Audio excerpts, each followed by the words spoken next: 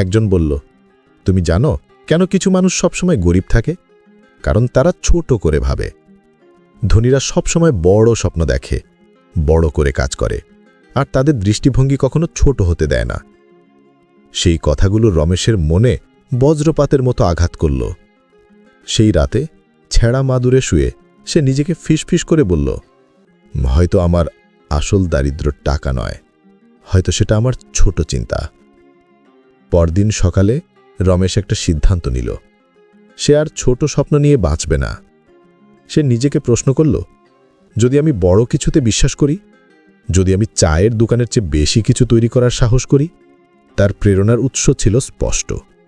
সে চেয়েছিল তার ছোট বোন যেন স্কুলে যেতে পারে, তার মা যেন ক্ষুধা ছাড়া বিশ্রাম নিতে পারে, আর সে নিজে যেন মর্যাদার সঙ্গে বাঁচতে পারে। রমেশ প্রতিটি পয়সা সঞ্চয় করতে শুরু করল। সে